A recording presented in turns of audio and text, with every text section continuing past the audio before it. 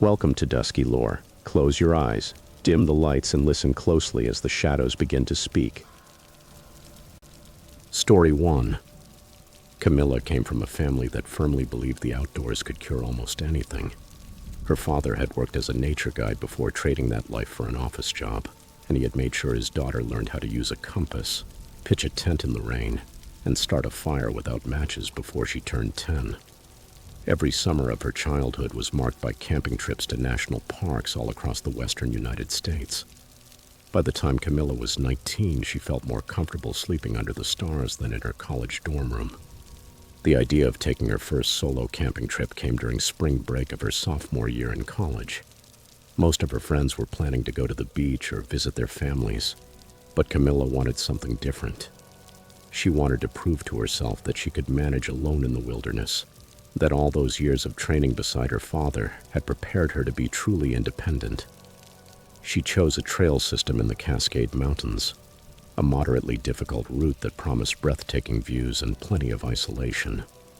The plan was simple: 3 days and 2 nights, a 12-mile loop that would bring her back to the starting point. She spent 2 weeks preparing. She checked her gear over and over again, studied the maps until she could imagine every bend in the trail and every water source, and informed her parents of her exact itinerary. Her father made her promise she would send a satellite message every 12 hours. Her mother packed extra first aid supplies for her and asked her to swear she would turn back at the first sign of danger. Camilla promised everything they asked, convinced that nothing would go wrong. The morning she arrived at the trailhead, the parking lot was almost empty. It was a Tuesday in late March, still early in the season, and most experienced hikers were waiting for the snow to melt in the higher areas. Camilla parked near the trail marker, turned off the engine, and sat there for a few moments, breathing in the scent of pine drifting through the open window. This was the moment. Her adventure was about to begin. She was taking her backpack out of the trunk when she heard footsteps on the gravel behind her. She turned and saw a man approaching. He was probably in his early 40s, wearing hiking boots and a faded green jacket. He had a face that, under different circumstances, might have seemed kind, but there was something about his smile that made Camilla's stomach tighten. It was too wide, too eager, and it did not quite reach his eyes. "Are you heading out alone?" he asked, stopping a few steps from her car. His gaze moved from Camilla's face to her backpack, then to the vehicle and back to her, as if he were taking in every detail in a way that felt too invasive. Camilla forced a polite smile. "I'm just doing a day hike," she lied. Her backpack was clearly too large for a few-hour hike, but she hoped he would not notice or simply would not care. "Which trail?" he asked, taking another step closer. Camilla could smell the coffee on his breath. "I haven't decided yet," she replied, slipping the backpack onto her shoulders. "I'm going to see which path calls to me." "It's a beautiful area," the man continued, apparently not bothered by her curt answers. "I come around here a lot. I've been hiking these mountains for years. Where are you planning to camp tonight?" The question ran down her back like a chill. He had immediately figured out that her excuse about a day hike was false, and now he wanted to know exactly where she would sleep. Every instinct her father had taught her began screaming warning signs. "My boyfriend is meeting me at one of the established sites," Camilla said, trying to make her voice sound as casual as possible. "He's coming later, so I thought I'd get a head start." The man's smile faltered for barely a second. "Boyfriend? That's good. Which site?" "I'm not sure of the name," Camilla replied, stepping backward toward the trailhead. "We're still deciding. It was nice talking to you." She did not wait for his response. She turned and walked quickly toward the trail, resisting the urge to run. Her heart was pounding so hard she could feel it in her throat. She tried to convince herself she was overreacting, that maybe the man was only a friendly hiker trying to make conversation, but her hands were shaking as she buckled the backpack's waist strap. The first mile of the trail wound through dense forest, the ground covered with pine needles and fallen leaves from the previous season. Camilla walked faster than usual, glancing over her shoulder every few minutes. She saw no one. The forest remained silent except for the occasional isolated bird call and the whisper of wind through the branches. Little by little, her breathing calmed. She began to feel foolish for her paranoia. By the time she reached the 3rd-mile marker, she had almost forgotten about the man from the parking lot. The trail had climbed steadily, and when she emerged from the tree line, she found herself on a ridge with a view that stole her breath away. Mountains stretched in every direction, their peaks still white with snow. A hawk circled above her, riding the thermal currents in lazy spirals. This was why she had come there, for that instant of pure connection with something larger than herself. She checked her map and decided to camp near a stream located about half a mile farther ahead. The terrain looked perfect, a small clearing near the water, with good tree cover and relatively flat ground. She arrived shortly after 2 in the afternoon with plenty of time to set up before nightfall. The clearing was even better than she had imagined. The stream ran over smooth stones, clear and icy. A circle of blackened rock showed that other people had camped there before, although there was no recent trash or sign of occupation. Camilla dropped her backpack and began the familiar routine of setting up camp. She pitched the tent on level ground, hung the food bag from a high branch to keep it away from bears, and started gathering firewood nearby. It was while she was collecting wood that she noticed the boot prints. They were marked in the soft dirt near the stream bank. They were clearly recent, adult-sized, probably male judging by their dimensions. That by itself was not strange. Other hikers used that area. But when Camilla followed the tracks with her eyes, she realized they formed a complete circle around her camp. Someone had walked the entire perimeter of the clearing, moving carefully, deliberately, as if inspecting the place. Camilla told herself it meant nothing. Another hiker had probably checked the site and then decided to camp somewhere else. But the marks looked fresh, maybe from that very morning, and she had not crossed paths with anyone on the trail. She pushed the thought away and focused on starting the fire. Dinner was freeze-dried beef stew, rehydrated with stream water she had filtered and boiled. She ate slowly, watching the sun sink behind the mountains and paint the sky in shades of orange and purple. When darkness began to cover the forest, she activated her satellite messenger and sent her parents the check-in message they had agreed on. Day 1 complete, all good. Camp established at previously discussed coordinates. Clear weather. Her father's reply came a few minutes later. Proud of you, daughter. Stay safe. Write to us tomorrow morning. Camilla smiled and put the device in her jacket pocket. She added more wood to the fire and settled in to read by the light of her headlamp, a thriller she had been saving for that trip.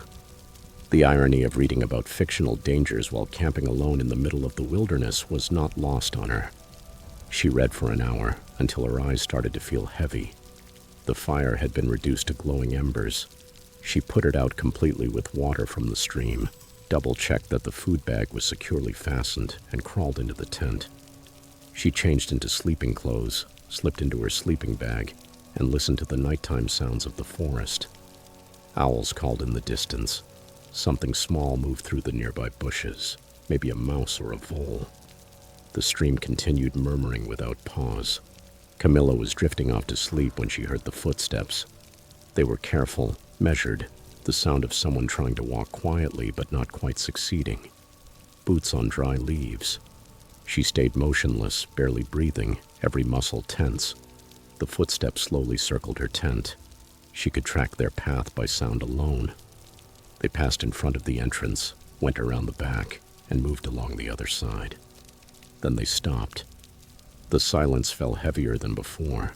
Camilla's hand slid toward the can of bear spray she kept beside her sleeping bag. Her fingers closed around the cold metal. She waited, straining to hear anything over the deafening beat of her own heart. The sound of a zipper opening cut through the stillness. It was not the zipper of her tent. It was something else. Then she remembered her backpack. She had left it outside, near the circle of rocks where the fire had gone out. A beginner's mistake she had made because she was tired and had felt safe.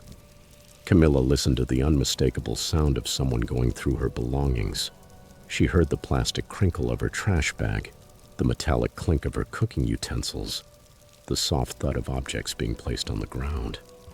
Whoever was outside was searching her things methodically. Her mind began to race. Should she scream? Confront him? Stay quiet and wait for him to leave. She moved slowly, trying to look through the mesh window at the top of the tent. The moon was almost full, bright enough to make out silhouettes. She saw the figure of a man crouched beside her backpack, his back to the tent. He was wearing a green jacket. The man from the parking lot had followed her. He had hiked 3 miles into the mountains and waited until dark to go through her things. The realization hit her like ice water. He knew she was alone. He had waited hidden, and now he was standing between her and the trail back to civilization. She heard him stand. She listened as he moved closer to the tent. Then she heard his voice, low and conversational, as if he were speaking to himself or to someone who was not there. "No one knows she's here," he said. "She told me herself. There's no boyfriend. She's completely alone." Camilla's terror transformed into cold clarity. She had 2 options: stay hidden inside the tent and hope he left, or act first while she still had the element of surprise. Her father's voice echoed in her memory from one of those training sessions years earlier. "If you are in real danger, do not hesitate. Do not negotiate. Act decisively and run." She gripped the bear spray, aimed toward the tent entrance, and burst out through the opening. The man was standing less than 2 meters away, his eyes wide with surprise. Camilla did not give him time to react. She pressed the trigger and sprayed him directly in the face. He screamed and staggered backward, bringing his hands to his eyes. Camilla did not stay to see what happened next. She was still wearing her hiking boots. She had put them on inside her sleeping bag in case she needed to get out quickly. She grabbed her jacket, her phone from the inside pocket of the tent, and the knife from her belt, and she ran. She did not go down the trail toward the parking lot because he could follow her, and she was not sure she could beat him in a 3-mile race in total darkness. Instead, she ran perpendicular to the path, plunging into the dense forest, trying to put as much distance as possible between herself and that man. She ran until her lungs burned, until branches whipped her face and arms, until she tripped over a root and fell hard onto her hands and knees. She crawled behind a fallen log and crouched there, panting, listening for any sign of pursuit. She heard him stumbling through the trees behind her, cursing, calling out to her. "I just wanted to talk," he shouted, his voice rough and desperate. "I wasn't going to hurt you. Come back." Camilla remained completely silent, pressing herself against the log, making herself as small as possible. The man's voice drifted farther away. He was moving in the wrong direction. After what felt like hours, although it was probably only minutes, the forest fell silent again. She waited until the moon had visibly moved across the sky before daring to stand. She took out her phone, but there was no signal that deep in the mountains. Her satellite messenger was still in the pocket of the jacket she had grabbed before running. She had nothing but the clothes she was wearing, a knife, and her wits. Camilla made a decision. She could not return to her camp, and she could not risk using the main trail. But she knew those mountains stretched approximately north to south. She also knew that a ranger station was located at the northern entrance of the trail system, about 8 miles from where she had started. If she moved parallel to the trail system, staying inside the forest but following the general direction of the ridgeline, she would eventually cross the access road that led to the station. She walked all night, guided by the moon and stars, moving as quietly as she could. Every sound made her freeze, convinced the man had found her. But she encountered nothing more threatening than a doe and her fawn, which fled into the darkness. Dawn found her exhausted, scratched and disoriented, but still moving. The forest began to thin. In the distance, she heard the sound of an engine. 20 minutes later, she stumbled out of the tree line and onto a gravel road. She followed it north and eventually found herself standing in front of a small log building with a sign that read, Cascade Mountain Ranger Station. The ranger on duty took one look at her torn clothes, the bleeding scratches, and her wild eyes, and immediately called for backup. Camilla told her story between sips of hot coffee, her hands still trembling. The ranger's expression darkened with every detail. "Can you describe him?" she asked when Camilla finished. Camilla did, from the faded green jacket to the way his smile did not reach his eyes. The ranger remained silent for a long moment. Then she pulled out a folder and placed several photographs on the table. "Is he any of these men?" Camilla looked at the photos. When she reached the third one, she froze. "That's him. That's the man from the parking lot." The ranger nodded gravely. "His name is Derek Milhouse. He has been a person of interest in 3 disappearances over the past 2 years. All of them were young women, all solo hikers in this same mountain range. We've had witnesses place him at different trailheads, always talking to women who were hiking alone. But we've never had enough evidence to arrest him." Camilla's blood ran cold. "Did they find the women?" "No," the ranger replied quietly. "We have never found them." Over the next several hours, the ranger station became a center of activity. The police arrived. Search teams were sent to Camilla's camp and the surrounding area. They found her tent and belongings intact, except for the searched backpack. They found boot prints that matched Derek Milhouse's known shoe size.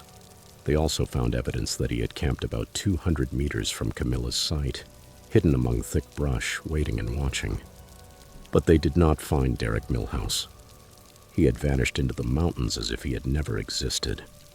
Camilla stayed with her parents for 2 weeks after that night. She had nightmares every time she closed her eyes. Images of green jackets, smiles that were too wide, and tents circled by footsteps in the dark. The police called periodically with updates.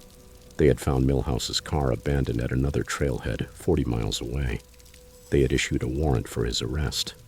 They were still searching for him, but weeks turned into months, and Derek Milhouse remained missing. Over time, Camilla went camping again, because she refused to let fear take away something she loved. But she never did it alone again. She joined hiking groups, went with friends, and always made sure someone knew exactly where she was. And some nights when she could not sleep, she thought about those 3 missing women. She wondered whether they had also met Derek Milhouse at the trailheads. She wondered whether they had noticed that his smile did not reach his eyes. She wondered whether they had heard his footsteps outside their tents in the dark. And she wondered, with a sickening certainty that turned her stomach, whether she had been the only one lucky enough to run fast enough, far enough to survive.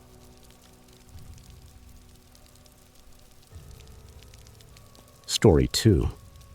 Gabriel had always been the kind of person who needed proof before believing in something. As a graduate student in wildlife biology, he had spent 5 years studying animal behavior through the lens of empirical evidence and scientific methodology. Ghost stories could be entertaining, of course, but to him they belonged in the same category as fairy tales and urban legends, cultural manifestations that said far more about human psychology than about actual supernatural phenomena. His thesis focused on the patterns of nocturnal predators in the Appalachian Mountains, specifically the way apex predators like bobcats and black bears modified their hunting habits according to seasonal changes in human expansion. The research required a great deal of field work, which meant spending entire weeks camping in remote areas, setting up trail cameras, recording audio, and documenting tracks, trails, and animal droppings. Gabriel had done that work for 3 years without a single incident. To him, the forest did not hide mysteries. It only contained data waiting to be collected, organized, and analyzed. The trip that changed everything began in late October. Gabriel had obtained permission to conduct his research in a particularly isolated section of the Appalachian Range in eastern Kentucky, an area that received fewer than a dozen hikers a year because of its difficult terrain and lack of maintained trails. The ranger who handed him the permit looked at him strangely when Gabriel explained his research plans. "Are you going alone?" the ranger asked. "I always work alone," Gabriel replied. "There are fewer variables to consider." The ranger nodded slowly. "Just be careful up there. That area has a certain reputation."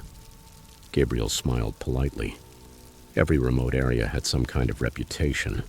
People loved to project their fears onto nature, to populate the darkness with monsters instead of accepting that nature was simply indifferent to human existence. "I'll be fine," he assured him. "I've done this dozens of times." The hike to his research site took 6 hours, an exhausting climb through thick brush and rocky streams. Gabriel set up his camp in a small clearing he had identified using satellite imagery, a relatively flat area surrounded by old-growth forest. He spent the remaining daylight preparing his equipment, placing motion-activated cameras along animal trails, hanging audio recorders from tree branches, and marking the GPS coordinates of each device. The first 2 nights passed exactly as he expected. His cameras captured images of white-tailed deer, a family of raccoons, and what appeared to be a young black bear. His recorders captured the typical soundscape of an autumn forest: owls calling in the night, coyotes howling in the distance, small mammals moving through the leaf litter. Gabriel reviewed his data every morning with satisfaction. This was going to be an excellent addition to his thesis. But on the 3rd night, everything changed. Gabriel woke at 2:47 in the morning in the middle of absolute silence. It was not the peaceful calm of a sleeping forest, but a total absence of sound that felt unnatural, oppressive. There were no insects, no wind, no animal calls in the distance. It was as if someone had placed the entire mountain under a soundproof dome. He unzipped his tent and looked outside. A fog had descended over the valley, so dense that he could barely make out the trees 10 feet from his camp. That by itself was already strange. The weather forecast had predicted clear skies for the entire week, and fog usually formed in the early hours of the morning, not in the middle of the night. But this fog seemed to have appeared instantly, and it moved in a way fog should not move, swirling in patterns that seemed almost intentional. Gabriel grabbed his flashlight and stepped out of the tent. The fog wrapped around him immediately, damp and cold against his skin. He walked toward the nearest trail camera to check whether it was still working. The device seemed fine, its indicator light blinked steadily, but when he pressed the button to review the most recent recording, the screen showed only static. Frowning, he checked the next camera. The same result: static. Then he checked the audio recorders. The playback was nothing but white noise, a hiss that hurt his ears even at low volume.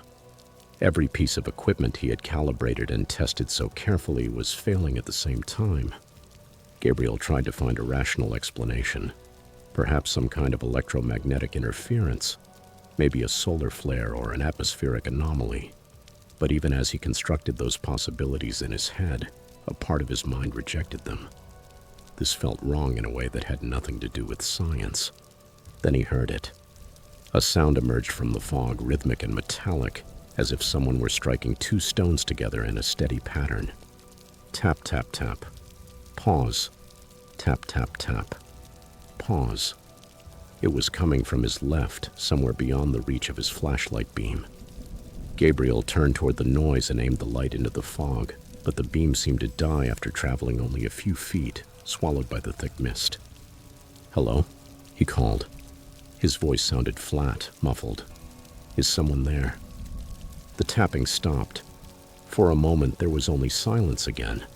Then he heard something else. Whispers.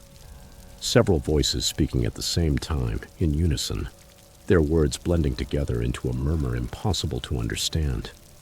It was not any language Gabriel recognized, although he spoke 3 languages fluently and could identify many more. It sounded older than language, like wind passing through a canyon or water sliding over stones, but at the same time it was unmistakably voice-like. Gabriel's heart began to beat faster. He was not afraid, he told himself. This had to be some kind of auditory illusion, an acoustic trick caused by the fog. Mountain ranges were known for producing strange echoes and sound distortions. There had to be a logical explanation. The whispers grew louder, closer, coming from multiple directions. Gabriel slowly turned in place, sweeping the camp with his flashlight. The beam caught movement at the edge of his peripheral vision. He spun around and saw a figure standing at the edge of the clearing. It was tall, impossibly tall, at least 7 feet, and thin, too thin. Its proportions were wrong. Arms that hung too low, legs that seemed to bend at angles that defied anatomy. Gabriel could not make out details through the fog, but he could see the silhouette, dark against the gray mist, motionless, watching him. "Who are you?" Gabriel demanded, trying to keep his voice steady. "This is a research site. You shouldn't be here." The figure did not answer. It did not move. It simply remained there, and Gabriel had the overwhelming sensation of being studied, examined the same way he examined the animals he photographed. He was the specimen. Gabriel took a step backward toward his tent. The figure glided forward. It did not walk. It moved smoothly as if floating just above the ground. Gabriel's scientific mind screamed that this was impossible, that he must be suffering some kind of hallucination caused by isolation or contaminated water. But his instincts, that ancient part of the brain that existed before logic and reason, ordered him to run. He did not run. He stood his ground, raised the flashlight, and aimed it directly at the figure. The beam of light struck the fog and curved. It bent around that shape as if some invisible force were repelling it. The light could not touch it. Gabriel watched in horror as the beam literally curved, illuminating the trees behind the figure, but leaving its body submerged in shadow. The whispers intensified until they became almost deafening. And then Gabriel heard something new. Crying. The crying of a child. Sobs loaded with anguish and terror. The sound came from everywhere and nowhere, bouncing through the fog-covered forest. Gabriel broke. Every rational thought abandoned his mind. He stumbled backward, crawled into his tent, and began kicking at the walls, screaming without words. The figure kept moving closer, now only a few feet from the tent. Gabriel could hear its breathing. Wet, hoarse, like liquid moving inside damaged lungs. The tent zipper began to open slowly, deliberately. Something outside was pulling it. Gabriel watched as the slider advanced along the track inch by inch, revealing more and more fog on the other side. Then he saw a hand, if that thing could be called a hand. Something too long and too pale extended through the opening. Gabriel screamed again and kicked both feet against the wall of the tent opposite the entrance. The fabric tore. He crawled through the opening, widening the hole as he went, and ran blindly into the fog. Branches struck his face. He tripped over roots and rocks, but he kept moving forward, driven only by terror. He had no destination in mind. He only wanted to get away. He ran until he felt as if his lungs were going to burst, until his legs gave out, and he collapsed against the trunk of a tree. He crouched there, gasping, listening. The whispers had stopped. The crying had ceased. The breathing, too. Slowly, the fog began to dissipate. Gabriel looked up and saw stars appearing through the cracks in the mist. Within minutes, the fog vanished completely, as impossibly quickly as it had arrived. The sounds of the forest returned. Insects singing, an owl hooting in the distance. Normal sounds, safe sounds. Gabriel remained there until dawn, too terrified to move. When sunlight finally filtered through the treetops, he returned to his camp. His tent was still standing, but the wall he had escaped through was torn. The zipper he had seen opening was closed. There were no footprints in the soft dirt around the camp. There was no proof that anything had been there apart from him. But his equipment told a different story. Every single trail camera had been destroyed. Not damaged by weather or animals, but torn apart as if enormous hands had ripped them free and crushed them. The plastic casings were cracked and splintered. The lenses shattered. The metal mounts were bent and twisted. The audio recorders were still hanging from the branches. But when Gabriel examined them, he discovered that the memory cards had disappeared from every single one of them. And there was something else. Around his tent, marked in the soft dirt, was a perfect circle of dead grass. The circle measured approximately 15 feet in diameter, with the tent positioned exactly in the center. Inside that circle, every blade of grass, every small plant, every living thing had turned brown and brittle, as if all life had been drained from the soil. Gabriel packed his remaining belongings with trembling hands and left the place that same morning. He did not file any report about the damaged equipment. He did not tell his thesis advisor what had happened. He simply requested a change of location for his research and a new topic. A month later, against his own better judgment, he returned to the site with 2 colleagues, telling them only that he wanted to verify some unusual data. The dead circle was still there. His companions examined it, took soil samples, and photographed it from multiple angles. They proposed theories about fungal infections, chemical spills, lightning strikes. Gabriel let them theorize. He did not tell them the truth.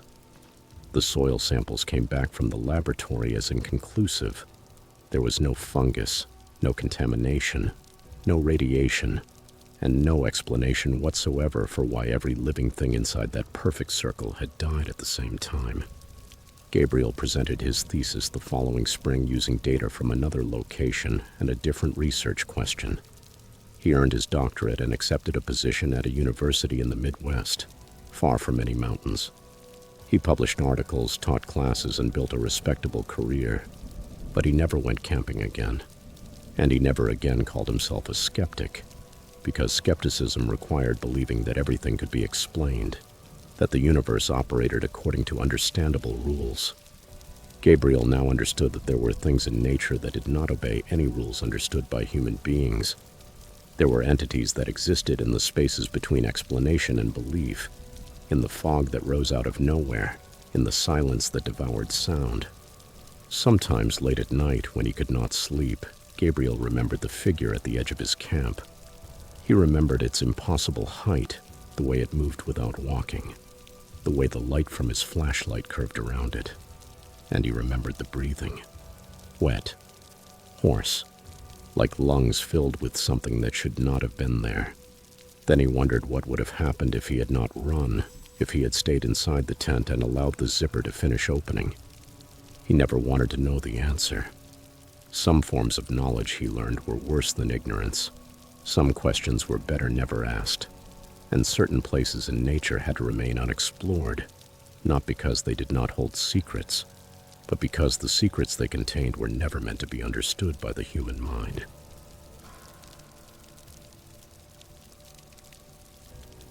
Story 3. Riley had grown up in a small mountain town in western North Carolina, a place where everyone knew one another and where nature was not seen as something to fear, but as something to respect. Her family had owned the same property for 4 generations, 200 acres of forest bordering Pisgah National Forest. She had spent her entire childhood exploring those trees, building shelters in the hollows, fishing in the creek that ran through the land, and camping under the stars with her cousins every summer.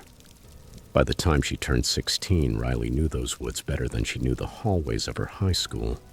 She could identify trees by their bark, follow a deer's trail by its tracks, and find her way home from any point on the property without needing a compass. The forest was her second home, and she had never experienced anything there that frightened her, until the night she and her friends decided to ignore the warnings.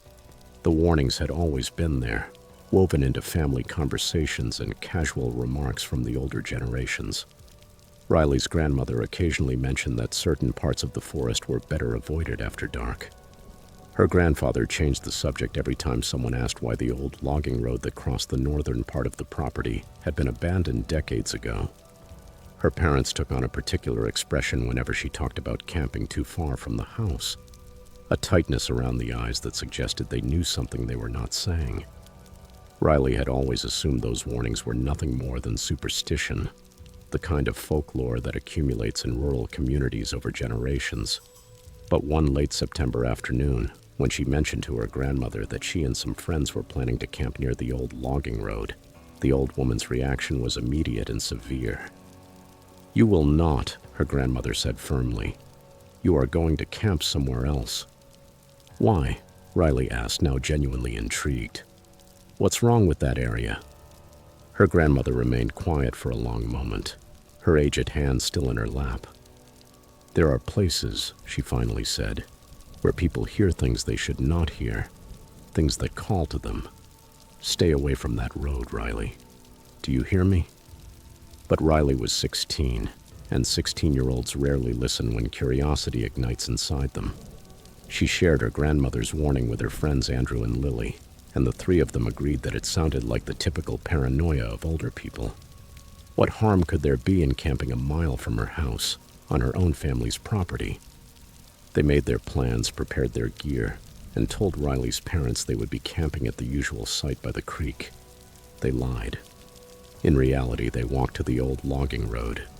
The road was barely visible anymore, covered by young trees and carpeted with decades of dry leaves. It crossed a part of the forest that felt different from the rest of the property. Riley could not explain exactly why, but the trees there seemed older, more twisted, with branches that formed a canopy so dense that even in the late afternoon the light was dim and had a greenish tone. They set up camp in a clearing about 50 yards from the point where the road disappeared into the thickest part of the forest.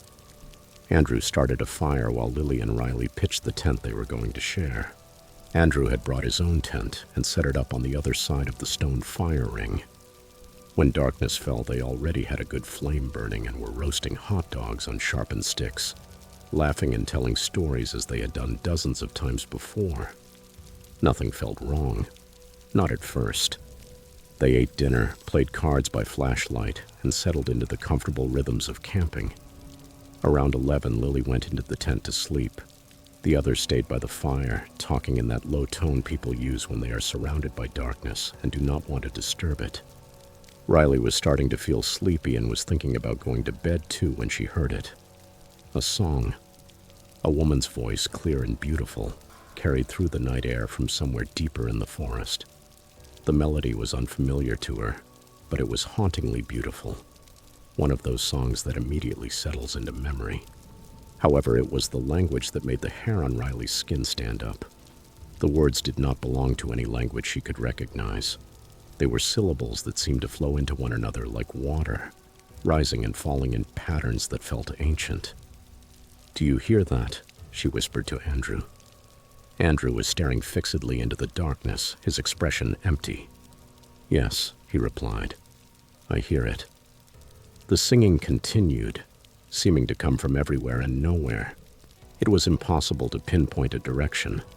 Sometimes it sounded close, as if the singer were just beyond the firelight. Other times it seemed to come from miles away. But it never stopped, never paused for breath. It simply continued in an endless cycle of melody. Riley felt an overwhelming urge to find the source. She stood up, searching the tree line with her eyes, and then noticed that Andrew had also risen. He was walking toward the forest with slow, dreamlike movements, as if moving underwater. "Andrew," Riley called. He did not respond. He kept walking, his arms loose at his sides and his face completely expressionless. He passed beyond the edge of the firelight and into the darkness. Riley ran after him. She grabbed his arm and tried to pull him back, but Andrew was stronger than she expected. He yanked himself free without even looking at her and continued forward.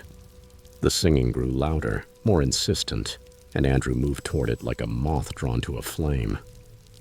"Lily," Riley shouted. "Help me."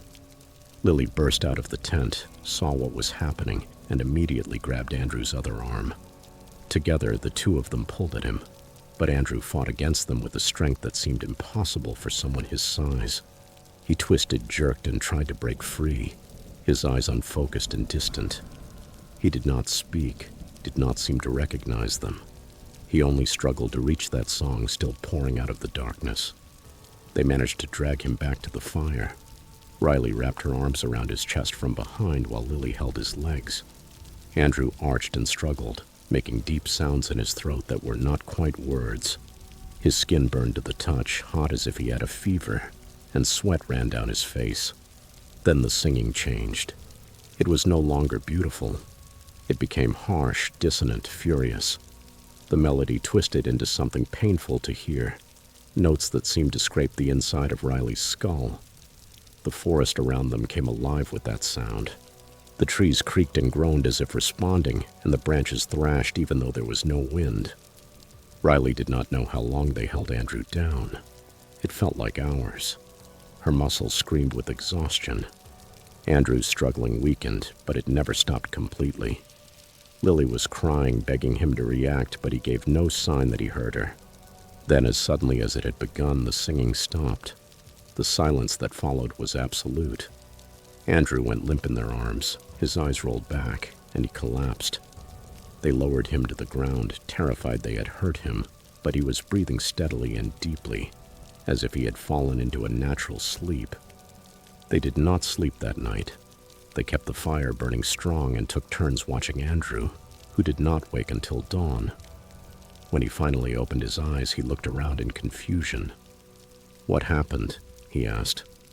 "Why am I on the ground?" Riley and Lily exchanged a look. "You don't remember?" Riley asked cautiously. "Remember what?" Andrew sat up, wincing in pain. "I remember sitting by the fire and then nothing. Why does my whole body hurt?" They told him what had happened. Andrew listened with growing horror, touching his arms where bruises were already beginning to form from the force with which they had restrained him. He had no memory of the singing, or of trying to enter the woods, or of fighting against them. The last 3 hours had completely disappeared from his mind. They packed immediately and walked back to Riley's house. By the time they arrived, Andrew had a fever. His mother took him to the doctor, who could find nothing wrong with him except a temperature of 102 degrees. The fever lasted 3 days. Andrew spent those days in bed, delirious, speaking in senseless fragments.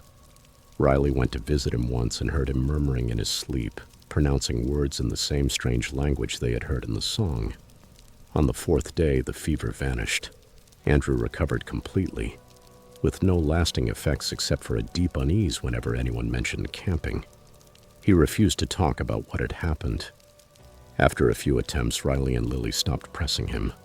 A week later, Riley finally confronted her grandmother and told her everything. The old woman listened without interrupting, her face growing more serious as Riley went through the details. When she finished, her grandmother remained silent for a long time. "There is a story," she said at last, "that my grandmother told me.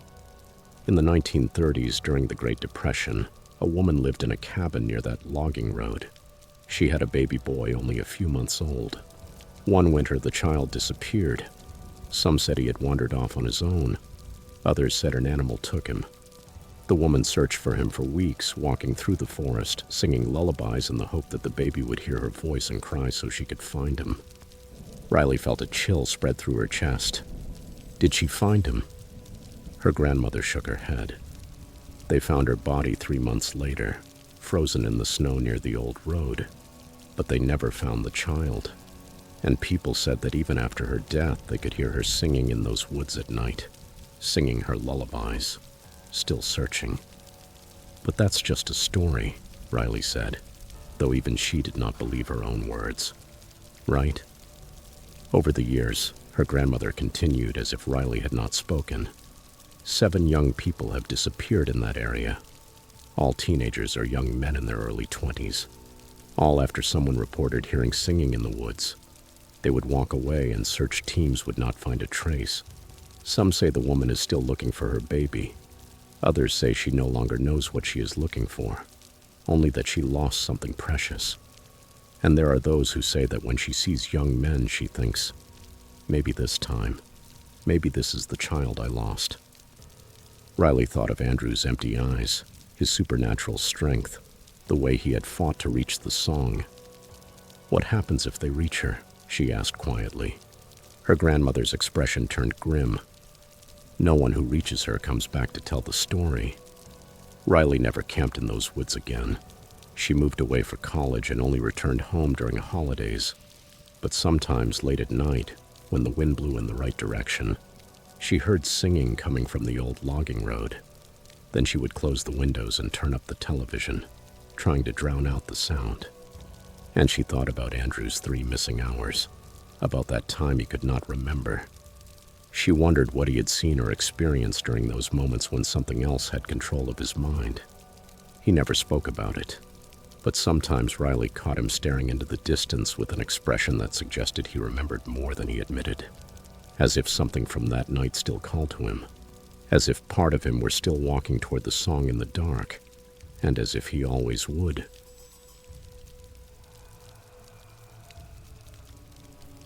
Story 4. Caleb had been guiding wilderness expeditions for 7 years, and during that time he had earned a reputation as someone who was both prepared and cautious. He knew the remote areas of the Pacific Northwest better than many people knew their own neighborhoods. He understood weather patterns, could recognize edible plants, and knew how to navigate by the stars, the moss, and the direction in which water flowed. But above all, he knew how to keep people alive in environments that did not care at all whether a person survived or died. His philosophy was simple: respect the wilderness, and it will tolerate your presence. Disrespect it, and you will pay the price. He taught his clients to leave no trace, to move through the forest with as little noise as possible, and to never, under any circumstances, disturb things they did not understand. Nature had its own order, its own rules, and human beings were visitors who needed to remember their place. The expedition that changed everything began like any other.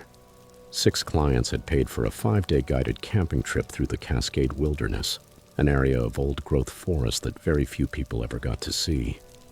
The group was diverse: 2 couples in their 30s looking for adventure, and 2 solo hikers, Wyatt, a college student on summer break, and Margaret, a retired teacher.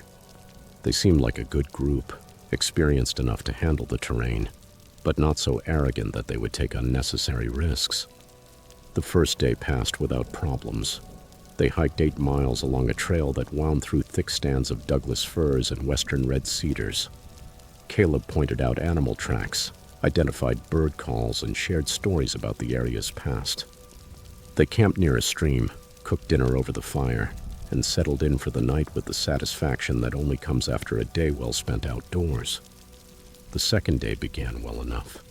They broke camp after breakfast and continued deeper into the forest, following a route Caleb had used several times before. But around noon, Wyatt called out from the front of the line, "Hey Caleb, there's something weird up here." Caleb moved forward to where Wyatt was standing at the edge of a clearing. The clearing itself was already unusual, perfectly circular, about 30 feet in diameter, without a single tree growing within its boundaries.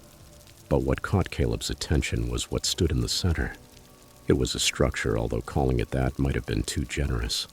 Someone had built a frame from branches woven together in complex patterns, forming a kind of irregular pyramid about 4 feet tall. Bones hung from the branches, small animal bones probably from rabbits and squirrels, along with bundles of dried herbs, strips of bark tied with grass, and small figures carved from wood. Around the base of the structure were offerings: wildflowers arranged in patterns, smooth river stones carefully stacked, and what appeared to be food, though it was too old to identify precisely. By then, the entire group had gathered there, observing the structure with a mixture of curiosity and unease. Caleb felt a cold weight settle in his stomach. He had never seen this clearing before, despite having traveled through that area several times, and he certainly had never seen anything like that structure. "What is it?" Margaret asked quietly. "Some kind of art installation?" "No," Caleb replied. "This doesn't appear on any map, and we're miles from any maintained trail. Whoever built this came all the way out here specifically for that purpose." "It looks like some kind of altar," one of the other clients said, "like something used for a ritual." Caleb nodded slowly. He knew enough about the history of the Pacific Northwest to understand that indigenous peoples had held ceremonies in those forests for thousands of years. There were sacred places throughout the mountain, sites where offerings were left for spirits that, according to belief, protected the land. But those places were usually documented and protected. This felt different. This felt active. "We should not be here," Caleb said firmly. "We're going to go around this clearing and continue our route. Nobody touches anything. Nobody takes anything. We leave it exactly as we found it. Understood?" Everyone nodded except Wyatt, who was staring at the structure with a mocking smile on his face. "Come on, man. It's just sticks and dead flowers. Don't tell me you actually believe in all that mystical nonsense." "I believe in respecting things we don't understand," Caleb said, holding his gaze. "We're leaving now." They had walked maybe 10 feet when Wyatt laughed and jogged back into the clearing. Before Caleb could stop him, the young man kicked one of the carved wooden figures, sending it rolling across the grass. "Wyatt!" Caleb shouted. "What the hell are you doing?" "Relax," Wyatt said, still smiling. "It's just superstitious trash. Nobody is going to—" He stopped mid-sentence. The forest had gone completely silent. There were no birds, no insects, no wind. The air itself seemed to thicken, pressing against Caleb's skin like invisible hands. Every hair on his body stood on end. "We need to leave," Caleb said quietly. "Right now. Everyone back to the trail." They walked quickly without anyone saying a word, while that unnatural silence followed them like a shadow.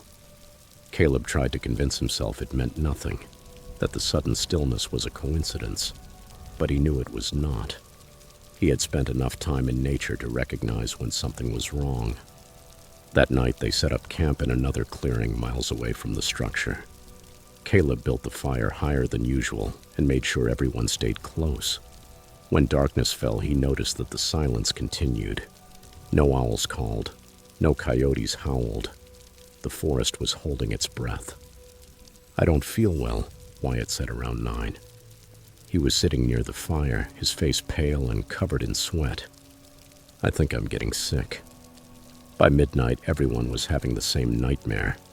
Caleb woke to the sound of Margaret screaming inside her tent. Then one of the couple stumbled out of theirs, both of them shaking and crying. Within minutes, all 6 clients were awake and terrified, all describing the same dream. They had been standing in the clearing, surrounded by figures made of branches and shadow, tall and impossibly thin. The figures walked in circles around them, speaking in voices that sounded like wind passing through dead leaves, demanding something. Wyatt had destroyed their offering, and now they wanted compensation. They wanted what had been taken to be returned. They wanted respect to be shown. They wanted acknowledgement. Caleb had had the same dream, so vivid that he could still feel the presence of those branch figures, could still hear their whispered demands. But the most disturbing thing was that all 7 of them had shared exactly the same vision. That was not possible. Dreams were private, personal, unless something else was intervening. "Where is Wyatt?" Margaret suddenly asked. They searched the camp, calling his name. His tent was empty, his sleeping bag thrown aside.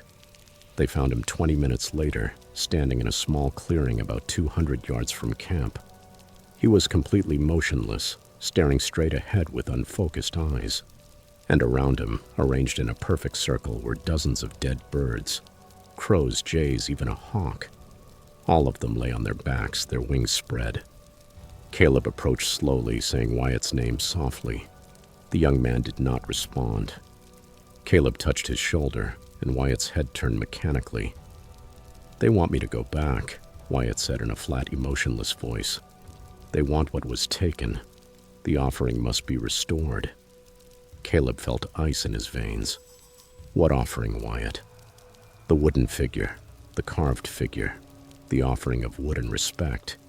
It must be returned, placed correctly with new offerings. They are angry. They have been wronged." The other clients had gathered behind Caleb. They all stared at the circle of dead birds. No one spoke. The feeling of something deeply wrong settled over them, undeniable and terrifying. Caleb made a decision. He had spent his entire adult life being rational, being the person who calmed fears with logic and science. But there were things that existed beyond the limits of rational thought, things that demanded acknowledgement, whether or not they fit within a scientific view of the world. "All right," he told Wyatt. "All right. We'll fix it. We'll make it right." He returned to the clearing alone, carrying his carving knife and a piece of firewood. He spent 2 hours carving a replacement figure, trying to imitate the style of the one Wyatt had kicked. When he finished, he carefully placed it at the base of the structure, exactly where the original had been. Then he added his own offerings, dried fruit from his backpack, a handful of herbs he gathered in the forest, and a feather he found near the trail. He spoke out loud, feeling ridiculous but determined. "I apologize for the disrespect shown. The harm did not come from intentional malice, but from ignorance. I have restored what was taken and added new offerings as a sign of respect. Please accept this and release your influence over the one who caused the offense." The instant he finished speaking, sound returned to the forest. Birds began to sing. Insects buzzed. A breeze whispered through the trees. The oppressive weight that had been crushing the clearing lifted. Caleb returned to camp and found Wyatt sitting by the fire, conscious and confused. The young man remembered nothing of the night. He did not remember standing in the circle of dead birds. He did not remember speaking in that flat, emotionless voice. He was exhausted but otherwise unharmed. They broke camp at dawn and left a day earlier than planned. No one complained. Everyone was eager to leave the forest behind and return to a world that made sense. After that trip, Caleb researched the area and found scattered references to indigenous ceremonies performed in those mountains for generations. The tribes that had lived there believed in forest spirits, protectors who demanded respect from anyone who entered their territory. Offerings were left to ensure safe passage. Disrespect was punished. He never guided groups near that clearing again. He marked it on his private maps with a warning: sacred site, do not approach. And twice a year, in spring and fall, he returned alone to leave offerings: food, carved wood, flowers. He did not know if it mattered. He did not know if anyone or anything received them.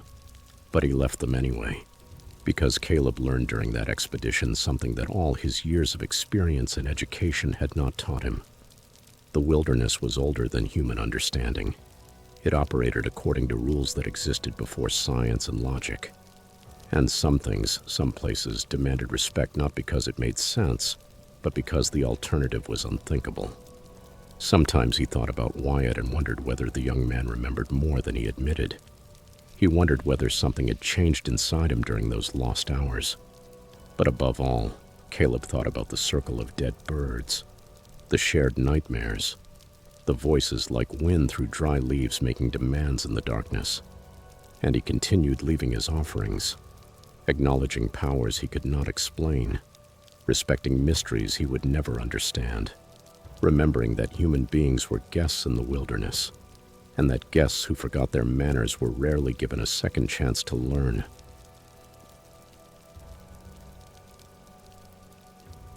Story 5. Eleanor had spent 6 months preparing for her solo backpacking trip through the Sierra Nevada mountains. She was 32 years old, worked as a data analyst in Sacramento, and spent 50 weeks a year in front of a computer screen. She lived for those 2 weeks when she could disconnect completely and lose herself in nature. She was methodical in her preparation, the same way she was methodical with everything in her life. She studied topographic maps, researched weather patterns, downloaded GPS trail routes, and created detailed itineraries that she submitted to the ranger station before every hike. On July 12, 2019, she loaded her backpack into her Subaru and drove 3 hours to the trailhead. The ranger who processed her permit was young, maybe in his 20s, and barely looked over her road plan before stamping the documents and wishing her a good trip. Eleanor appreciated the lack of unnecessary questions. She was tired of well-meaning rangers questioning whether a woman should hike alone, as if gender somehow determined competence in the wilderness. The trail began with a steep climb through Jeffrey pines and red firs, gaining 2,000 feet of elevation in the first 3 miles. Eleanor quickly found her hiking rhythm, her breathing steady and her legs strong from months of training. By noon, she had reached the ridgeline and stopped for lunch while looking out over a landscape of granite peaks and alpine lakes stretching all the way to the horizon. That afternoon, she set up camp beside a lake at 9,200 feet, exactly where her itinerary indicated. The water was crystal clear and so cold it made her gasp when she washed her face.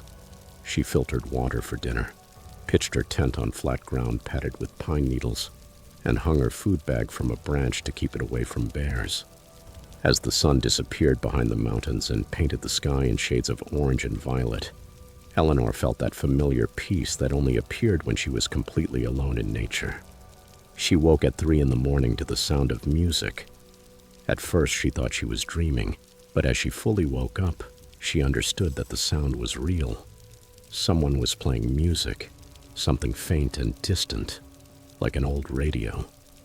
There were voices too, several voices talking and laughing, echoing from the other side of the lake. Eleanor unzipped her tent and looked outside.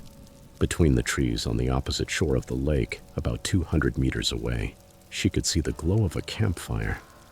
A large campfire, much bigger than any responsible camper would build, sending sparks spiraling into the night sky. Her first reaction was annoyance. She had hiked 8 miles into the wilderness precisely to avoid other people, and now someone seemed to be throwing a party in the middle of the forest. Her second reaction was confusion. She had not crossed paths with anyone on the trail. The lake she had chosen was away from the main route, accessible only by a barely visible use trail that most hikers overlooked. The possibility that another group had independently chosen the exact same remote location was extremely low. Eleanor sat in her tent for several minutes, debating what to do. The noise was not unbearable, and complaining would mean walking around the lake in the dark, which seemed both dangerous and antisocial. She decided to ignore it, pulled the sleeping bag over her head to muffle the sound, and tried to go back to sleep. But sleep did not come. The music continued and the voices grew louder, more animated. She could not make out the words, but the tone suggested people having a good time, drinking, perhaps celebrating something. The responsible part of Eleanor's brain began to worry about the fire's safety. That campfire looked large enough to spread if someone got careless, and if they were drinking, maybe they were not paying attention. Finally, at 3:45 in the morning, Eleanor made a decision. She would walk over there, politely ask them to lower the volume, and make sure the fire was contained. Then she would return to her tent. 5 minutes of discomfort in exchange for peace and safety. It seemed reasonable. She put on her hiking boots, grabbed her headlamp and bear spray, and began walking around the lake. The night was clear, with an almost full moon that offered enough light to move forward without too much difficulty. The shore was rocky in some sections, which required careful footing, but Eleanor trusted her skills. As she approached the source of the light and sound, she noticed something strange. There was no use trail leading to that camp. In fact, the forest on that side was dense and untouched. There were no signs that humans had passed through there. But the campfire glowed ahead, the music kept playing, and the voices laughed and called out to one another. Eleanor pushed through a barrier of manzanita bushes and stepped into a clearing. What she saw made no sense. The camp was fully established, as if the people had been there for several days. There were 4 large tents arranged in a semicircle, each spacious enough for 2 or 3 people. Camp chairs surrounded a stone ring where an intense fire was burning. A folding table held cooking gear, coolers, and lanterns. Clothes hung from a rope tied between 2 trees. The radio rested on a rock, playing classic rock from the 1980s. But there was no one there. The camp was completely empty. Eleanor stood at the edge of the clearing, moving the beam of her headlamp over the scene while her mind tried to understand what she was seeing. The fire was burning. The music was playing. But there was not a single person there. "Hello?" Eleanor called, her voice uncertain.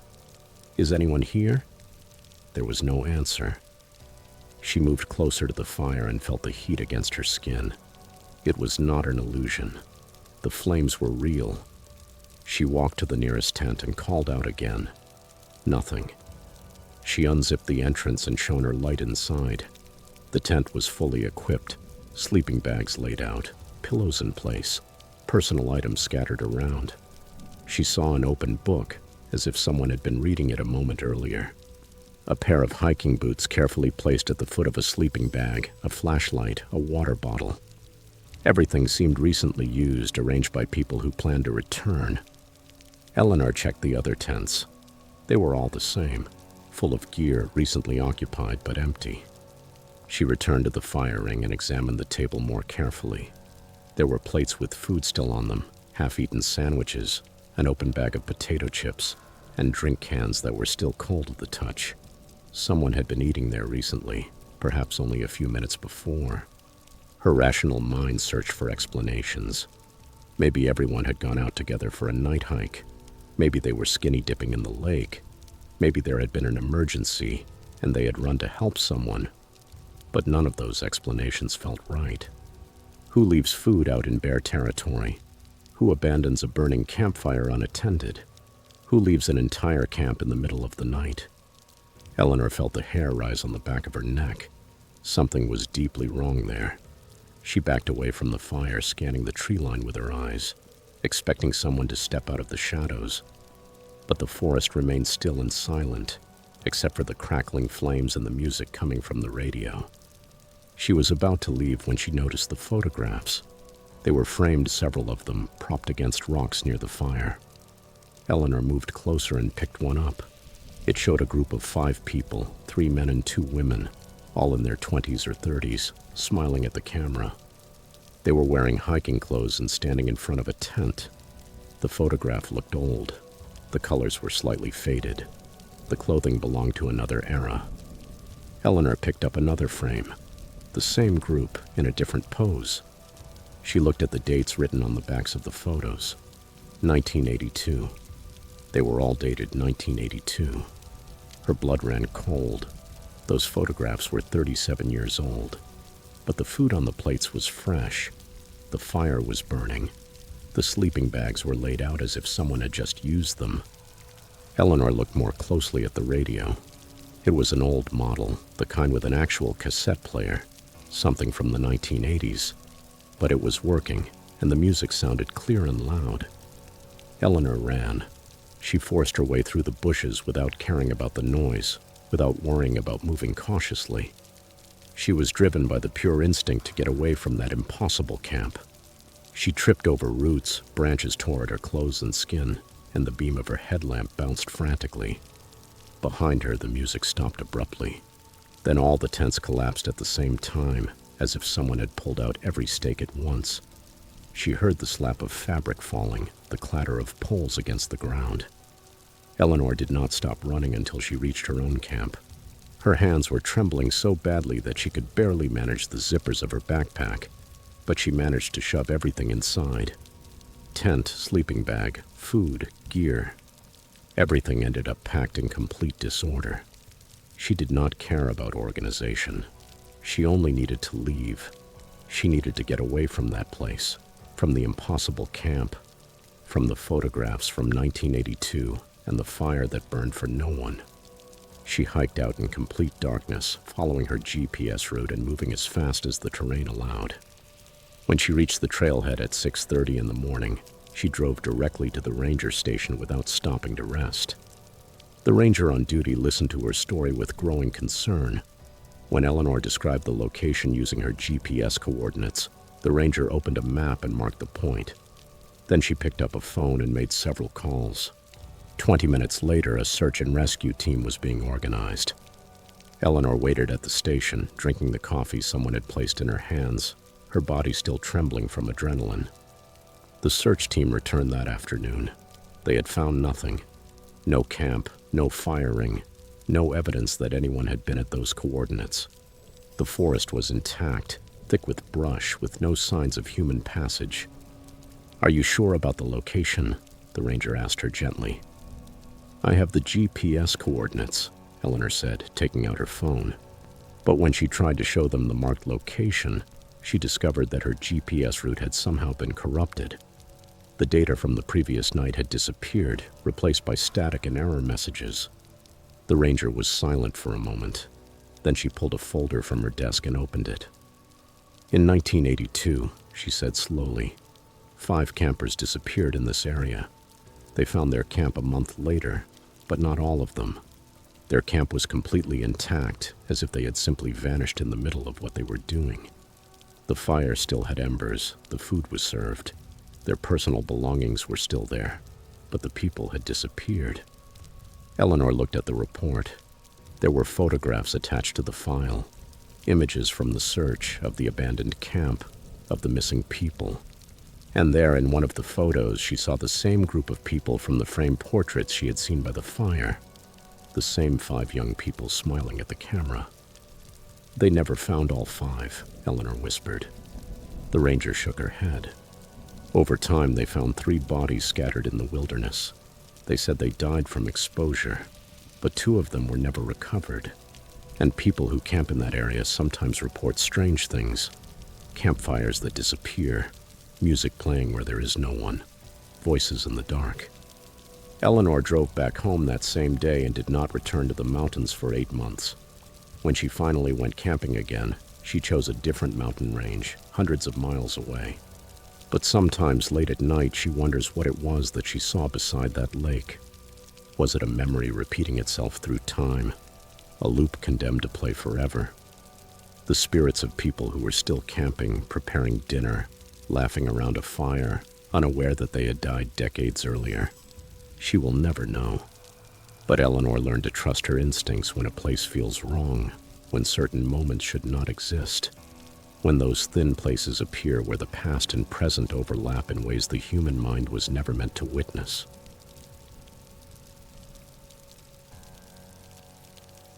Story 6. Natalie and Joshua had been best friends since 3rd grade.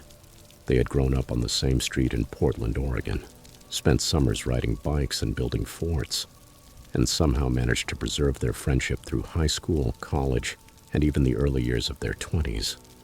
When most childhood friendships are reduced to a few occasional likes on social media, their bond had been strengthened by a shared tradition that began when they were both 19. Every summer, they took a camping trip together to a new place, documenting their adventures on a travel blog they had started as a joke, but which had somehow ended up gaining a modest audience. This was their 7th annual trip, and they had chosen northern Minnesota, a region known for its untouched wilderness and countless lakes. They spent weeks researching the perfect location, looking for something remote but accessible, beautiful but challenging.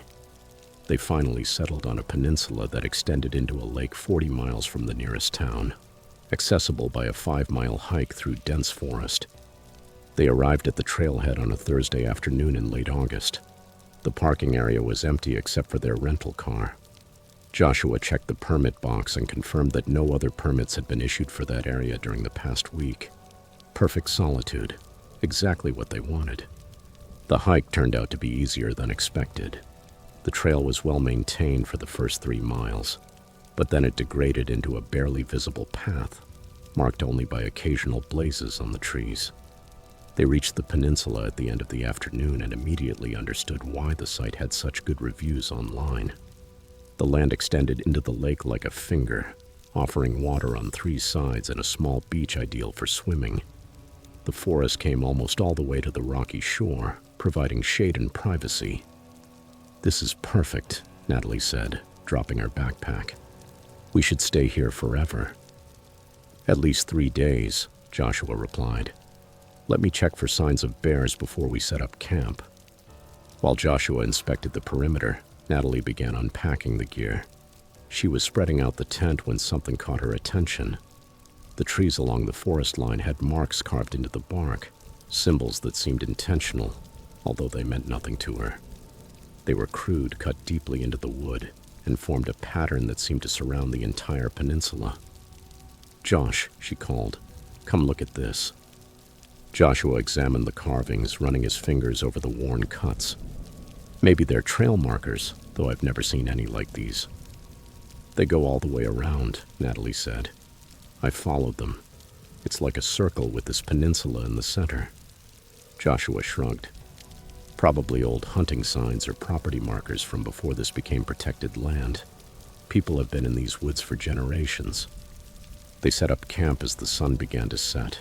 They placed their 2-person tent near the center of the peninsula, with a clear view of the lake in 3 directions. Joshua built a stone fire ring and lit a small flame. They cooked a dinner, took photographs for their blog, and settled in to watch the stars appear. Around midnight, they heard splashing in the lake. It was a rhythmic, deliberate sound, not the random noise of fish jumping or birds landing on the water. Splash, pause, splash, pause, splash. It came from the darkness, beyond the reach of the firelight. Joshua grabbed a flashlight and aimed it toward the water. The beam swept across the surface of the lake, illuminating only gentle ripples. The splashing stopped instantly. They waited, listening, but they heard only the normal sounds of the night. Insects, loons in the distance, the wind moving through the trees. "Probably a beaver," Joshua said, though he did not sound convinced. They went to sleep an hour later, both with a vague feeling of unease, though neither wanted to admit it.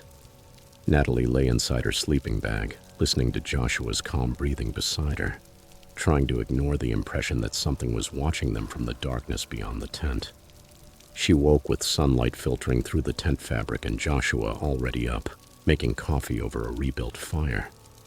In daylight, everything seemed normal, even beautiful, with mist rising from the lake and birds singing among the trees. "Our food bag is on the ground," Joshua said when she came out. "But it isn't torn. It was untied, not bitten." They examined the bag together. Joshua had hung it correctly, using the counterbalance method that made it impossible for bears to reach. And yet, somehow, it had been lowered to the ground. The rope had been untied in a way that required almost human dexterity. The food inside was scattered, but it had not been eaten. Joshua circled the tree where the bag had been hanging, studying the ground. "There are tracks here," he said quietly. "Come look." Natalie knelt beside him. The mud near the trees showed clear impressions. 5-toed footprints that looked almost human, but were too long, too narrow, with claw marks at the tip of each toe. They were also enormous, easily twice the size of Joshua's footprint. "What animal leaves tracks like that?" Natalie asked. "I don't know," Joshua admitted. "Should we leave?" They discussed it for an hour. In daylight, with the sun warming their skin and the lake shining blue in front of them, the unease from the previous night seemed absurd. They decided to stay, but agreed to take turns during the night, keeping the fire going and staying alert. The day passed without incident. They swam, read, and napped in the sun. But when darkness fell again, the tension returned. They kept the campfire higher than necessary, burning through their wood faster than expected. Natalie took the first watch from 10 at night to 1 in the morning. Joshua went into the tent, but she knew he was not sleeping. She could hear him shifting positions every few minutes. She sat by the fire, feeding it constantly, her eyes scanning the tree line. At 11:30, she saw movement on the other side of the lake. A figure was standing on the opposite shore, completely still, watching their campfire. It was too dark to make out details. It was only a silhouette, blacker than the darkness surrounding it. It did not move, did not react to her stare. It only watched. "Josh," Natalie called softly.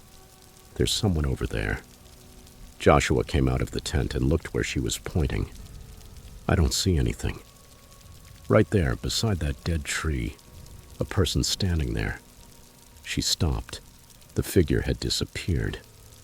"It was there. I swear." Joshua took over at 1 in the morning. Natalie retreated to the tent, but she could not sleep. She lay staring at the fabric ceiling, listening to the crackle of the fire and Joshua's movements outside. At 2:30 in the morning, she heard his voice, tense with fear. "Natalie, don't panic. But there's something circling our camp." She was out of the tent in seconds. Joshua stood beside the fire, sweeping the tree line with the flashlight. Natalie heard it then, too. Footsteps in the forest, just beyond the reach of the firelight. Slow, deliberate steps, moving around them, always staying at the same distance. "What is it?" she whispered. "I don't know. It started about 15 minutes ago. It just keeps circling." Joshua walked toward the sound, flashlight extended. The footsteps stopped. He took another step. The footsteps started again, but now they were behind him, as if whatever was making them had moved at impossible speed. Joshua ran back to the fire. They stood together, back to back, trying to watch every direction at once. The footsteps continued, patient and methodical, circling around them without rest. Sometimes they heard deep, rough breathing. Other times branches cracked, suggesting that something large was moving through the brush. They did not sleep. They kept the fire burning and waited for dawn. When light finally appeared over the lake, the sound stopped. They packed their belongings in silence, their hands shaking from exhaustion and fear. While they were taking down the tent, Natalie found the tracks, fresh impressions in the soft dirt, completely surrounding the place where the tent had been. Whatever had made them had stayed outside while they slept, watching them for long periods, judging by the depth of the marks. But the worst part was the offerings. Small objects had been placed around the camp during the night, things they had not brought. Animal bones arranged in patterns, wildflowers tied with grass, smooth stones stacked in small piles, each one placed carefully and deliberately while they had been only a few steps away. "We're leaving," Joshua said. "Right now." They started hiking back at 7 in the morning, moving faster than advisable on that uneven trail. 2 miles later, Natalie heard something moving parallel to them. staying out of sight in the dense forest. She could hear branches breaking and bushes rustling, keeping pace with them. "Josh," she said quietly, "we're being followed." They walked faster. The sounds kept pace. Joshua began to jog, and Natalie did the same. Whatever was following them also increased its speed, now making no effort to hide its presence. Joshua stopped suddenly and shouted into the forest, "We're leaving. We didn't mean to disturb you. We're sorry." The words sounded absurd, but he could not think of anything else to do. They waited, breathing hard, listening. The pursuit stopped. Total silence fell over the forest. Then they heard a female voice speaking from the trees in a language that was not exactly words, but that they could somehow understand. "The marked place is not for you. The water is not for you. The offering is not enough." Natalie and Joshua ran. They crashed through the brush, abandoned the trail, and moved in the direction they hoped was correct. Branches tore at their faces and arms. They fell, got up, and kept running. They did not stop until they burst out of the forest and saw their car in the parking area. They drove to the nearest town and went straight to a gas station. The old man behind the counter took one look at their scratched faces and torn clothes and frowned. "Where were you camping?" he asked. Joshua described the location. The man's expression darkened. "That peninsula. You shouldn't camp there. No one should." "Why not?" Natalie demanded. "What's out there?" The old man was silent for a long moment. "The Ojibwe consider that land sacred. They say there is a spirit in the lake. The forest around it is its territory. White settlers tried to build a resort there in the 50s. 3 construction workers died in accidents during a single week. The project was abandoned. Since then, locals know to stay away." "Why aren't there signs?" Joshua asked. "Why are camping permits issued?" The man shrugged. "Federal land. The Park Service doesn't believe in spirits. But those of us who have lived here for generations know better. That land rejects those who do not belong there." Natalie and Joshua returned to Portland the next day, their camping trip cut short. Both suffered nightmares for months. In the dreams, they stood at the edge of the lake while something beneath the surface called their names in that same language that was not quite language, the one they had heard in the forest. They never took another camping trip together. The tradition that had defined their friendship for 7 years ended without them needing to talk about it. They both understood that something had changed during those 2 days in Minnesota. Years later, Natalie researched the area online and found references to disappearances. A teenage couple in 2003, a solo hiker in 2011, both last seen heading toward that peninsula. Neither was ever found. Sometimes she wonders whether the offerings they found came from other campers, from other people who had also been warned by something that lived in those woods. And she wonders what would have happened if they had stayed another night, if they had not run when they did, if they had not apologized to whatever was watching them from the darkness. Some questions, she learned, are better left unanswered.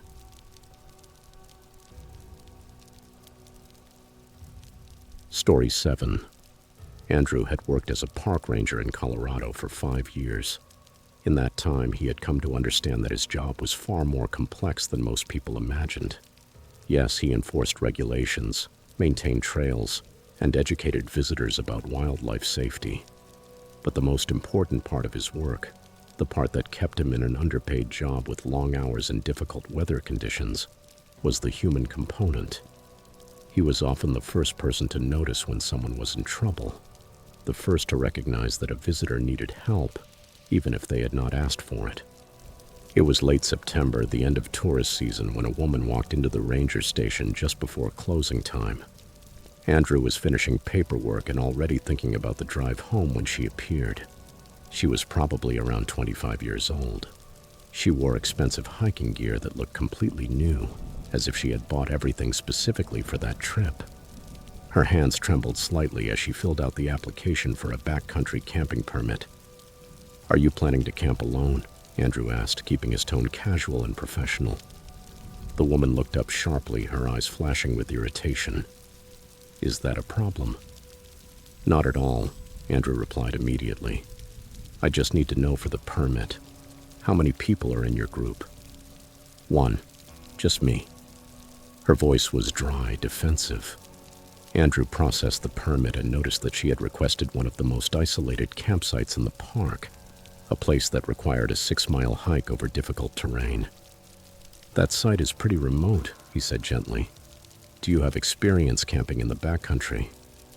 I can take care of myself, the woman answered sharply. Is there anything else, or can I leave now? Andrew wanted to ask more questions. Her defensiveness seemed excessive.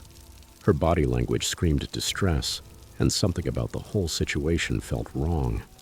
But she was an adult. She was not breaking any rules, and he had no authority to stop her.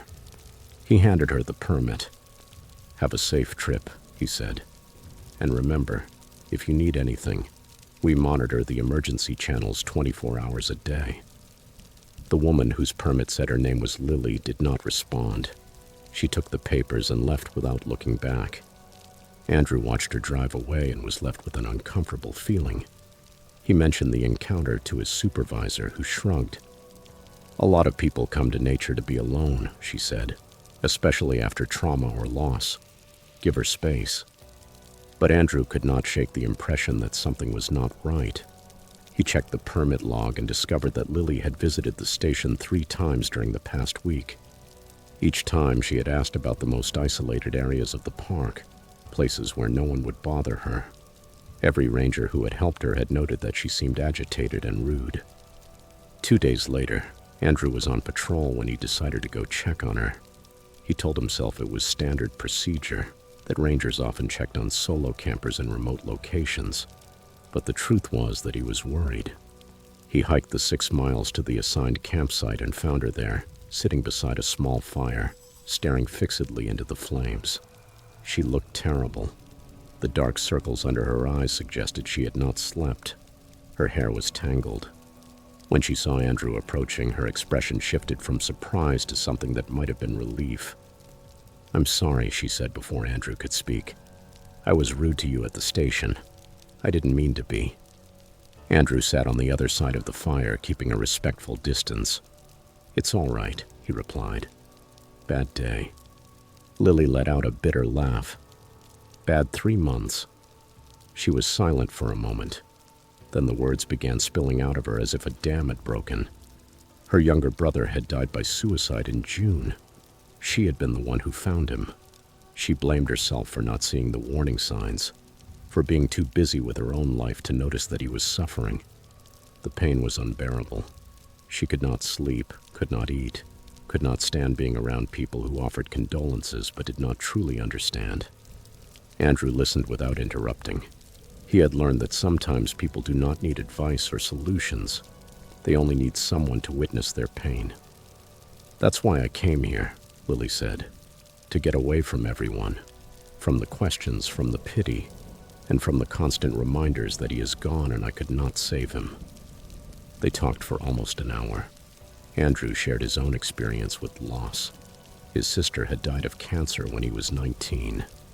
He remembered the helplessness, the anger at himself for not being able to do more, the guilt that comes with being the one who survives. He told Lily that grief was not something a person simply overcame, but something they learned to carry. When Andrew stood to leave, Lily asked him a question that made his blood run cold. If someone stayed in the park after their permit expired, she said carefully, if they didn't return when they were supposed to, how long would it take before someone came looking for them? Andrew felt the realization fall over him like ice water. He sat back down and looked directly into her eyes. Lily, are you thinking about hurting yourself? She did not answer right away. Tears ran down her face. I don't know how to keep doing this, she whispered. Waking up every day knowing he's gone, knowing I failed him. It's too much. Andrew made a decision in that instant. He called his supervisor and said he would not be returning that night, that he had encountered a situation requiring his presence. Then he stayed with Lily and they talked until the fire was reduced to embers. He spoke to her about his sister, about the darkest moments after her death, when he had not wanted to continue either. He spoke about how grief changes over time, how it never disappears completely, but eventually becomes part of who you are instead of something that destroys you. Your brother would not want this, Andrew said softly. He would not want his death to cause yours. How do you know? Lily asked bitterly. You didn't know him. No, Andrew admitted. But I know that the people who love us, even when they are trapped in their own pain, do not want us to suffer because of them. Your brother was in such deep suffering that he could not see another way out. But if he could have seen the future, if he had known how his death would affect you, I think he would have chosen differently. Lily cried for a long time. Andrew kept the fire burning and waited. Finally, she asked, How do you do it? How do you keep going? One day at a time, Andrew replied. Some days are harder than others, but you find reasons. Small things at first, then bigger things. And eventually you realize that you owe it to the people you have lost to live well, to honor their memory by surviving. The next morning, Andrew walked back with Lily. She was quiet, but she seemed more stable. He drove her to the nearest town and connected her with crisis counselors. Lily agreed to enter a center specialized in grief support and trauma recovery. 3 days later, Andrew received a call. Lily's permit had expired, but she had not checked out. He explained the situation to his supervisor, who contacted the support center. Lily was safe. She had voluntarily entered treatment and had asked them to thank the ranger who had spoken with her. Over the next year, Andrew received occasional letters from Lily. She wrote about her recovery, about the difficult work of processing grief, about learning to forgive herself for things that had never been her fault. She thanked him again and again for seeing her pain, for asking the hard questions, for caring whether she lived or died. In one of the letters she wrote, You saved my life that day, not only because you stopped me from doing something terrible, though maybe you did, but because you reminded me that I mattered, that someone cared whether I existed or not. In that moment when I felt most alone, you showed me kindness, and that kindness was enough to make me want to try for one more day. Andrew kept her letters in his locker at the ranger station. He thought about her often, especially during training sessions for new rangers. When he spoke to them about the human side of the job, he explained the importance of watching for signs that someone was struggling, of daring to ask uncomfortable questions, of recognizing when enforcing a rule was less important than saving a life. He thought about all the campers he had met over the years, about those who came to nature seeking solitude, healing, or escape. He wondered how many of them had been standing at the edge of something, literally or metaphorically, waiting for someone to notice, waiting for someone to care enough to ask if they were okay. The story could have ended in tragedy. If Andrew had not followed his instinct, if he had not gone to check on Lily, if he had not asked her the difficult question about her intentions, she might have become another statistic, another missing person report, another search and rescue operation that ended in recovery instead of rescue. But because one person paid attention, because one person recognized the pain hidden beneath the anger, because one person was willing to sit beside a fire and share his own vulnerability, Lily received a second chance. She had the possibility of discovering that grief, although devastating, was not invincible. That life, even with loss, could still contain meaning, purpose, and moments of unexpected joy. Andrew learned something important during those hours beside the fire with Lily. His job was not really about protecting nature, managing resources, or enforcing regulations. Those things mattered, of course, but they were secondary to the true purpose: protecting people. Sometimes that meant rescuing someone from a cliff, treating a snakebite, or helping a lost hiker find the trail. But other times it meant recognizing when someone was asking for help in the only way they knew how, when their rudeness hid desperation, when their questions about isolation were really questions about whether anyone would notice their disappearance. Years later, when Andrew thought about that September afternoon, he remembered Lily's tears reflecting the firelight, her hands wrapped around a cup of tea he had made with supplies from his backpack, her voice breaking as she admitted how close she had been to giving up. He remembered feeling inadequate, worried that his words would not be enough, that his own experience with grief could not ease another person's pain. But it had been enough. His presence, his willingness to listen. His honesty in sharing his own darkest moments, those simple acts of human connection, had been enough to bring someone back from the edge. And that, Andrew believed, was what it truly meant to be a park ranger. Not only protecting the land, but also protecting the people who came to it searching for something they could not find in their everyday lives. Sometimes they were searching for beauty, adventure, or solitude, but other times they were searching for an ending. And Andrew's job was to help them find, instead of beginning,